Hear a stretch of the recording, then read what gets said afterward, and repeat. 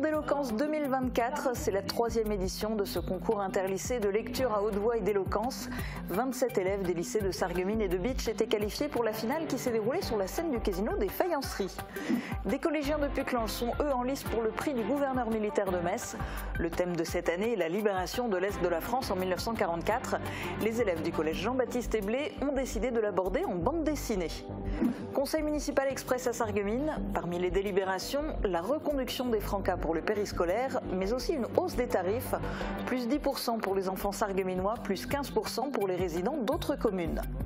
Défilé de mode à Sarreguemines, c'était une tradition à l'époque. Après 19 ans de pause, la boutique Kioni a à nouveau organisé un défilé privé. Le show s'est déroulé à l'hôtel de ville de Sarreguemines pour présenter la nouvelle collection printemps-été. Muette la carpe ? C'est le titre de la nouvelle exposition présentée au musée du verre de Meisenthal. Le point de départ, c'est le vase à la carpe, créé en 1878 par Émile Gallet. L'exposition est visible jusqu'au 30 décembre. Nouvelle expo de l'artiste Poum in Love, cette fois à la galerie Beach & Art. Elle dévoile ses nouvelles œuvres aux couleurs explosives, aux côtés des productions en matériaux naturels réalisées par son compagnon Rico. À découvrir jusqu'au 29 juin.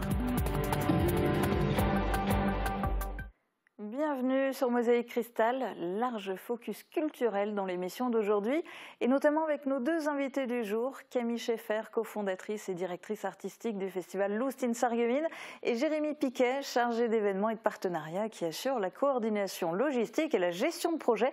Le festival commence vendredi, ils nous en diront plus sur le programme dans quelques minutes. Un nouveau lycée participe désormais au concours d'éloquence et de lecture à voix haute. C'est le lycée Tessier de Bitche qui s'est rajouté. La finale de cette compétition, qui en est maintenant à sa 3e édition, a eu lieu hier soir sur la scène du casino des Faïenceries. Premier passage, habitués de l'exercice, anciens vainqueurs, les profils étaient très différents. Reportage de Thibaut Desmerlet. Je n'ai jamais trouvé de mode d'emploi pour réaliser un tel exploit. Pourtant, tout le monde autour de moi semble avoir sa petite idée sur la question. Sors un peu, va rencontrer des gens. Convaincre une assemblée de lire un livre ou donner vie à un texte sur scène ne sont pas des exercices faciles. 27 élèves ont eu le cran de le faire et sont arrivés jusqu'en finale pour le concours d'éloquence et de lecture à voix haute. Pour cette 3e édition, le lycée Tessier de Bitche est entré dans la compétition, en plus du Henri Nominé, du Simon Lazare et du Jean Depange. Laura Serre est l'une des 2 élèves de l'établissement bitchois qui a tenté l'expérience. Stressée parce que c'est quelque chose quand même. Il y a eu beaucoup de préparation derrière et là, enfin c'est le grand jour. Et moi, ça m'a toujours plu la lecture et j'ai mon grand-père qui m'a toujours poussée dans ce genre de choses, le théâtre, la lecture, etc. Et c'était quelque chose que j'ai trouvé le projet déjà très beau. Du côté de Raphaël, le concours n'a plus de secret. Il avait remporté l'éloquence l'année dernière. Il va tenter une nouvelle victoire. Dans l'absolu, c'est vrai que c'est notre objectif à tous, mais c'est toujours compliqué dans ce genre de concours parce qu'il y a un avis objectif et l'humain derrière se dit que peut-être que j'ai déjà gagné la dernière et d'autres seraient plus méritants. Mais dans l'absolu, si je peux, évidemment. Meili avait déjà participé aux 2 catégories l'année dernière, l'éloquence et la lecture à voix haute. Elle est revenue uniquement pour l'éloquence et est mieux préparée. Mieux que l'année dernière. L'année dernière, j'étais plus stressée. L'année dernière, j'avais moins confiance en moi. Là, cette année, franchement, je suis pas confiante, mais au moins, j'ai pris de l'assurance. J'ai grandi. Posture, diction, articulation, portée de la voix, le jury a été très attentif à certains critères. C'est finalement Jeanne Ferry qui a eu la première place de l'éloquence et Marine Aucun qui a remporté la catégorie de la lecture à voix haute. Direction Putelange-au-Lac où plusieurs collégiens participent au prix du gouverneur militaire de Metz. Son objectif, créer un travail collectif, mémoriel autour d'un thème.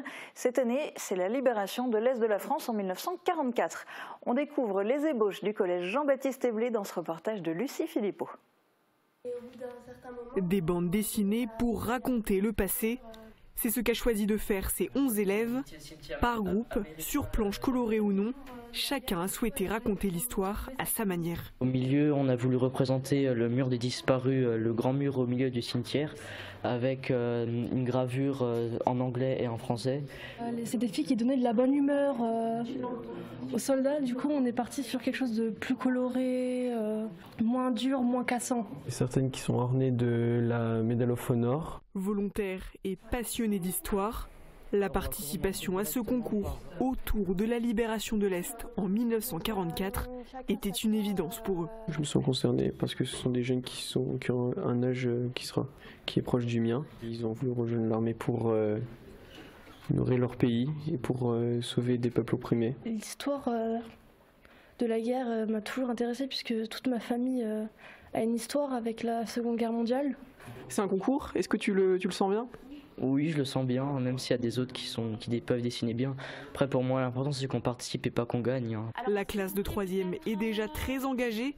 Chaque année, elle dépose une gerbe sur la tombe d'un soldat au cimetière de Saint-Avold. Le collège s'est engagé depuis maintenant 5 ans à se rendre une fois par an au cimetière. Alors on en profite pour faire une visite guidée et lors de laquelle on nous présente différents soldats, ce qu'ils ont fait, pourquoi ils ont eu parfois des médailles d'honneur. 9 établissements sont en lice. Les gagnants du prix seront reçus le 5 juin prochain au palais du gouverneur de Metz. Conseil municipal express hier soir à Sarreguemines, une quinzaine de points seulement a été présenté et aucun n'a véritablement occasionné de débat. Ils ont d'ailleurs tous été validés à l'unanimité. Alors que faut-il retenir? La hausse des tarifs du service périscolaire et extrascolaire, la reconduction des francas pour ce même service ou encore l'adoption d'un avenant concernant le réseau de chaleur, Dalkia ayant dû faire face à plusieurs difficultés, notamment lors de la construction du réseau. Synthèse dans ce reportage de Guillaume Dumonteil. Un avenant concernant le réseau de chaleur a été approuvé en raison notamment d'évolutions réglementaires, du Covid, de la guerre en Ukraine et des difficultés rencontrées pendant les travaux. Dalkia a subi des surcoûts qui, après négociation avec la ville, ont été évalués à 4,2 millions d'euros supplémentaires sur un investissement initial de 24,4 millions d'euros, ce qui passe par une augmentation du prix payé par les clients branchés sur le réseau de chaleur, mais pas seulement. Comme on ne voulait pas que le prix du kilowattheure soit trop important, on a donc résolu le problème de deux façons, à savoir une prolongation de la durée de la DSP de 4 années, ce qui évidemment pour Dalkia est intéressant puisqu'il amortit le montant global sur plus d'années. En ouverture du conseil municipal, quelques points d'information ont été présentés. Le nouveau drapeau de l'UNIACAL, section de Sarreguemines, a été montré aux élus. L'UNIACAL, c'est l'Union des Invalides, anciens combattants et victimes de guerre d'Alsace et de Lorraine. L'ancien drapeau, âgé de 107 ans, a été confié par cette même UNIACAL à la ville de Sarreguemines. Autre changement au niveau des ressources humaines, cette fois, Jean-Luc Eberhardt, qui occupait la fonction de directeur général des services techniques de la ville de Sarreguemines, devient directeur général des services de cette même collectivité. Il succède à ce poste à Suzanne Thillaine, qui est partie à la région Grand Est. Des modifications aussi au niveau des accueils périscolaires et extrascolaires. Les tarifs pour le midi et le soir vont augmenter à partir de la rentrée de septembre 2024. Ils vont progresser de 10% pour les enfants sarregueminois et de 15% pour les enfants qui ne vivent pas à Sarreguemines. Ce qui ne change pas par contre, c'est l'identité de l'organisme en charge de la gestion de l'accueil périscolaire et extrascolaire. Les francas sont reconduits. En matière de garderie dans les écoles primaires, le règlement a été modifié. Désormais, il n'y aura plus de service de garderie du matin les jours de grève et les parents ne pourront plus déposer un enfant un jour où il ne serait pas inscrit. C'est un événement rare qui a été organisé à l'hôtel de ville de Sarreguemines. Les frères Pierret de la boutique Kioni, basée à Sarreguemines et à Sarrebruck, ont organisé un défilé de mode. Une soirée privée sur invitation qui a rassemblé des personnes venant des deux côtés de la frontière. L'objectif était de présenter la nouvelle collection de printemps-été et d'attirer de potentiels clients. Reportage de Camille Henriot et Thibaut Desmerlet. Un défilé de mode à l'hôtel de ville de Sarreguemines, un événement qui ne s'est pas produit depuis plusieurs années. Claude et Pascal Pierret sont deux frères à la tête de la boutique de prêt-à-porter Kioni basée à Sarreguemines et à Sarrebruck. Ils ont préparé ce rendez-vous sur le thème de Star Wars pour promouvoir leur collection printemps-été. Cela fait depuis 2005 qu'ils n'en ont pas organisé. Ça fait trop longtemps qu'il n'y en avait plus à Sarreguemines et on trouvait qu'il était temps d'en refaire un. Le problème c'est que les temps sont devenus tellement durs que c'est un immense budget, très gros budget. Il faut beaucoup de patience, il faut du temps, il faut l'organiser. Un défilé comme ça, comme là ce soir, c'est 6 mois de travail. 12 mannequins ont donc marché sur le podium pour présenter les derniers ensembles. L'événement a fait salle comble, le public venait des deux côtés de la frontière. Génial, j'ai adoré l'ambiance, la musique, franchement les vêtements, génial. Je me suis dit ouais, ça va être des trucs pas forcément portables, mais pas du tout. Franchement, toutes les pièces peuvent se porter. Les frères Pierret souhaitent refaire un autre défilé dans 6 mois, mais cette fois-ci à Sarrebruck, pour tenter d'attirer encore plus de clients. La météo s'est-elle mise en mode printemps-été? On va vérifier ça avec les prévisions de Météo France pour demain. Couverture et zinguerie, une toiture Moder Habitat apporte sécurité, protection et pérennité par tous les temps.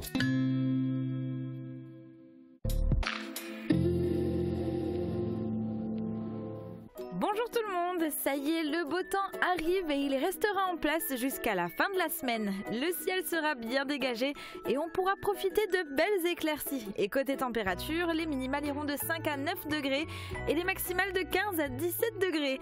Demain nous fêtons les Bonifaces et il fera jour de 5h57 à 20h58. Passez tous une belle journée et un très bon week-end pour tous ceux qui font le pont.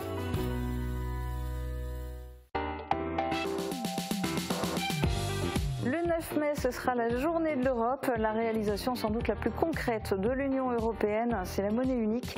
L'euro a-t-il été un facteur d'avancée de l'Europe? On tentera de répondre à la question avec nos invités dans cette émission Polygone, diffusée jeudi 9 mai à partir de midi sur Mosaïque Cristal. Muette la carpe, c'est la nouvelle exposition temporaire du musée du verre de Meisenthal. De nombreuses œuvres autour de la carpe sont exposées. Lors du vernissage de l'exposition, les invités ont également pu découvrir la résidence consacrée aux carpistes et la fabrication du célèbre vase à la carpe. Reportage d'Emilia Zil. Le musée du verre de Meisenthal propose une nouvelle exposition temporaire autour d'un poisson bien connu, la carpe, du 4 mai au 30 décembre 2024. Le vernissage de l'exposition Muette la carpe a eu lieu vendredi. Le point de départ de cette exposition, c'est le vase à la carpe. Il a été fabriqué en 1878 par Émile Gallet. Alors ce vase à la carpe, c'est vraiment une inspiration vraiment très proche d'un manga d'Okuzai. Donc Okuzai, grand artiste japonais très célèbre pour ses mangas et qui a réalisé un très beau manga sur la carpe chevauchée par une déesse canon, déesse japonaise, et que Gallet a repris en reprenant notamment ce très beau mouvement et l'évocation aussi du mouvement de l'eau. Vous voyez que dans ce vase, il pose le décor, c'est-à-dire cette carpe qui est représentée initialement en 2 dimensions, c'est un dessin. Il a choisi la forme de manière très précise. Cette démonstration qui est faite au travers de cette œuvre d'Émile Gallet, qui est le vase à la carpe, démontre à la fois la combinaison, la conjugaison qu'on peut faire sur ce territoire entre les savoir-faire ancestraux, entre l'art verrier qui est profondément maîtrisé ici sur le territoire et puis un animal qui aujourd'hui encore peuple un certain nombre d'étangs. Une cinquantaine d'œuvres prêtées par des musées du Grand Est et des collectionneurs privés sont également exposées.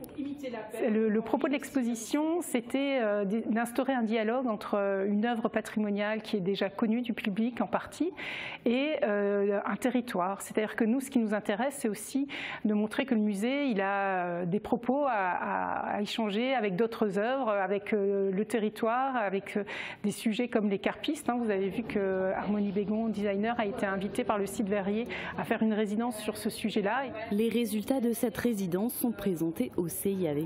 Il y a notamment des photos et les gobelets en verre, camarades. La résidence avait pour objectif de compléter l'exposition avec une dimension locale. À la suite de la visite du musée et de la résidence, les visiteurs ont assisté à la démonstration de fabrication à chaud du vase à la carpe. Une programmation culturelle spéciale en lien avec l'exposition est organisée jusqu'en septembre. Le prochain rendez-vous aura lieu le 7 juin à 19h. Ce sera une conférence sur le Okuzai animée par Frédéric Hébrard. Programmation riche et variée, le festival Lost in Sarreguemines reprend pour une 3e édition. Et ça commence vendredi avec une soirée de gala sur la grande scène de l'hôtel de ville de Sarreguemines. Quel est le programme vendredi soir ? Alors justement, notre soirée d'ouverture, c'est l'un de nos événements phares. Donc ça a lieu vendredi donc, à l'Hôtel de Ville à partir de 18h30. Donc on aime bien varier en termes d'artistes. Cette année, on a la chance d'accueillir 2 humoristes, donc Fanfan et Doug Le Frisé, leur nom de scène. Et ce sera suivi par 2 musiciennes. Donc on a du rock et on a du pop une musicienne de Strasbourg. C'est varié, c'est chouette, c'est ouvert à tout le monde, c'est gratuit, ce qui est assez impressionnant. Alors en revanche, c'est sur inscription, donc on va le préciser pour les téléspectateurs sur Hello Asso. Et puis, en fait, il va y avoir de nombreux concerts programmés tout au long du festival, mais alors pas sur des scènes officielles comme la soirée de gala sur la scène de l'Hôtel de Ville, mais dans des bars. Expliquez-nous un petit peu cette démarche. Alors l'idée de Lucine Sarreguemines, avant tout, c'est de démocratiser et de donner accès à la culture, à la musique, avant tout. Donc l'essentiel, c'est que la majorité des activités soient gratuites et de travailler avec un maximum de partenaires locaux. Donc les bars, quel est le meilleur endroit pour avoir de la musique à Sarreguemines? C'est de faire participer les bars et les restaurants pour qu'ils puissent jouer de la musique et enfin se faire connaître. Alors, partenariat avec eux pour les lieux. En revanche, la programmation, c'est vous qui vous en occupez. Alors, vous les sélectionnez comment, ces artistes, ces groupes, ils viennent d'où ? Alors c'est très différent, donc en fonction des années. C'est vrai qu'on a pas mal de contacts. Donc moi je suis basée à Berlin depuis maintenant 10 ans. Donc on a fait venir des artistes internationaux également. Le but aussi c'est de faire connaître des talents émergents de notre région. Donc on essaye de faire justement un mélange entre des artistes de chez nous qui débutent donc pour se faire connaître, puis des artistes qui ont une certaine expérience déjà d'ici et d'ailleurs. Donc voilà. Donc joyeux mélange des genres aussi, hein. Il n'y a pas un style unique de musique. Exactement. Quand on parle de locaux et de personnalités qui ont un peu plus d'expérience, c'est vraiment ce qu'on a cette année. On a donc Fanfan qui est une artiste qui ça fait 2 ans qu'elle tourne dans le Rhône, qui a déjà fait Avignon, qui viendra à Sarreguemines. Ensuite on a Doug Le Frisé qui est local. Mo et Julie, les 2 personnes qui vont venir faire les concerts. Donc Julie, c'est un énorme groupe de Strasbourg qui sort son 4e album, Rébellion, qui vient à Sarreguemines. On est très fiers de l'avoir. Mo est une artiste connue qui est seule sur scène avec de très belles chansons pop à la clé. Et ensuite, sur l'ensemble des prestations, on a des groupes différents qui vont du jazz au rock.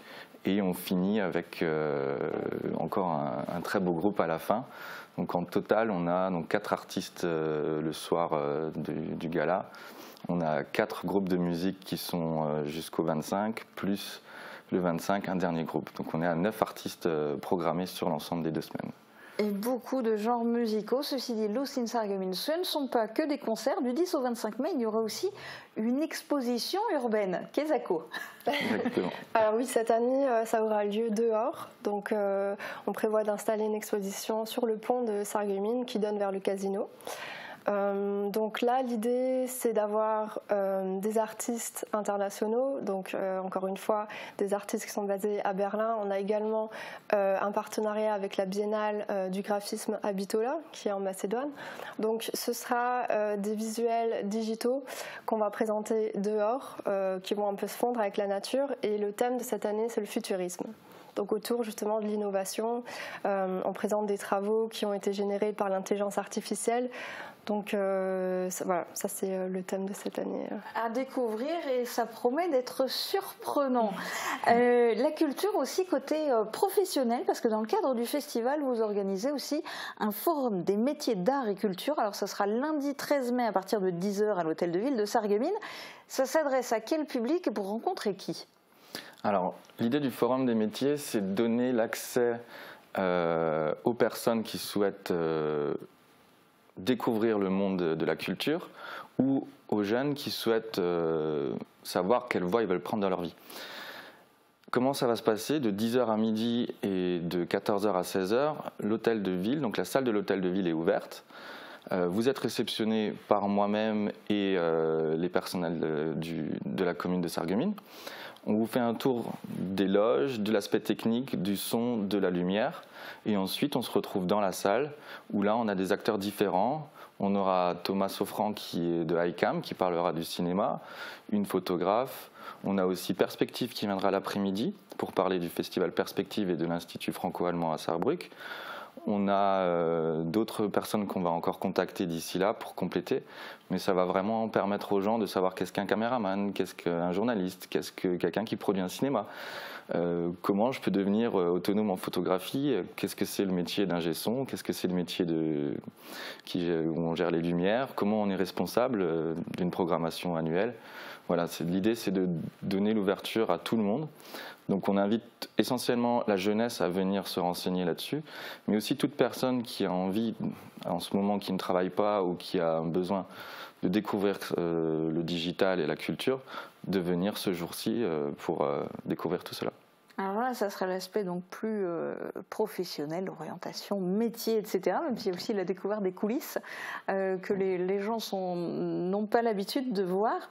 Et puis pour revenir à tout ce qui est festif, alors vous allez aussi finir en beauté le 25 mai avec un barbecue concert. Ça sera où et on pourra écouter qui ? Alors ça se passe à l'écurie HBMA, chez Jonathan et Nicolas Marchand. Donc ils proposent des activités équestres. Donc ça commence à 11h30, on a un grand barbecue. C'est limité à 100 places, donc il faut s'inscrire en ligne. Et puis on continuera la journée du coup avec des activités donc, équestres donc, que Jonathan et Nicolas vont nous offrir. Et ensuite on aura un concert pour finir avec le groupe Barouf de Strasbourg. Ok. Je vais juste apporter une précision. Le barbecue à midi est limité à 100 places. C'est la capacité qu'on a sur le lieu pour accueillir les gens. À partir de 15h, c'est ouvert à tout le monde et c'est gratuit. Il faut se projeter, en fait, l'idée qu'on a eue, il faut se projeter dans un lieu de vacances où on aura un groupe en plein air, on aura de quoi boire, de quoi manger, des tables. Comme si vous êtes dans le sud de la France en vacances. Là, on essaie de l'amener à Sarreguemines. Et c'est ça l'idée pour finir le festival cette année. Et donc c'est gratuit, sauf le barbecue qui est à 15 € et la réservation se fait par mail à prix.sarreguemines@gmail.com. Qu'est-ce que vous espérez le plus dans ce festival ? Une bonne météo, parce que j'ai l'impression qu'il y a plusieurs événements où vous allez être tributaire de la météo, notamment la clôture. Hein. C'est vrai. Exactement. On attend bien sûr la jeunesse, parce que ces événements, c'est vrai que de base, on a initié ce festival pour ça aussi, pour les jeunes, et puis on espère que ça attirera du monde cette année pour qu'on puisse continuer l'année d'après. C'est pas encore complètement sûr, la 4e édition l'année prochaine ? Si, c'est déjà en projet. C'est en place, on ne peut pas tout dévoiler, mais oui, c'est sûr que le plus de monde il y aura cette année, le mieux c'est pour l'année prochaine. Ok, et en tout cas, merci d'être venu déjà pour dévoiler le programme de cette 3e édition. Bon festival. Il va y avoir de la concurrence quand même, parce qu'il se passe beaucoup de choses dans les jours à venir. Le long week-end n'y est pas étranger. Voici quelques exemples. Jeudi, c'est la journée de la Moselle. Tous les sites passionnément Moselle seront ouverts gratuitement au public, notamment le parc archéologique européen de Bliesbruck-Rheinheim, avec de nombreuses animations à la clé, visites guidées, ateliers boulangerie, marché des producteurs, ainsi que 2 concerts, l'harmonie municipale de Dibelin à 11h et la batterie fanfare de Schweyen à 15h. Concert d'un tout autre genre, jeudi à 17h à l'espace René Cassin à Bitche, les petits chanteurs de l'Étoile donnent leur concert de printemps. Les élèves de l'Étoile du matin vont chanter les plus grands airs marins. 60 choristes seront sur scène avec l'école de musique du Pays de Bitche pour 1h30 de concert. Samedi à 19h, ce sont des élèves du Conservatoire de Sarreguemines qui seront sur scène. Ce sera au Casino des Faïenceries pour l'audition de percussion. Alors tous ne sont pas encore de grands habitués des concerts, mais ils ont le sens du rythme et ça vous donnera peut-être envie à vous ou à vos enfants de pratiquer un instrument. D'ailleurs, si vous voulez vous lancer dans la musique, dans la danse ou dans le théâtre, enfants comme adultes, vous pouvez vous inscrire au Conservatoire de Sarreguemines. Et pour en savoir plus sur les disciplines pratiquées et pour rencontrer les professeurs, vous pouvez profiter de la journée portes ouvertes du Conservatoire mercredi 8 mai de 9h à midi et de 13h30 à 18h30. Question subsidiaire, est-ce que vous avez déjà entendu parler plate avec une pointe d'accent américain? Lundi soir, vous en aurez l'occasion rêvée. Dans le cadre du festival Méret de Plate, une projection est organisée au Cinéma Forum à Sarreguemines. C'est un documentaire tourné par un Allemand aux États-Unis à la recherche des descendants de notre région transfrontalière. Côté cinéma, il y a du neuf toutes les semaines, alors on reste au Forum pour découvrir ou plutôt les coups de cœur de la semaine. Cette semaine, la sortie très attendue, c'est le nouveau volet de La Planète des Singes, le nouveau royaume, avec un nouveau scénario après la trilogie qui s'était terminée il y a 7 ans.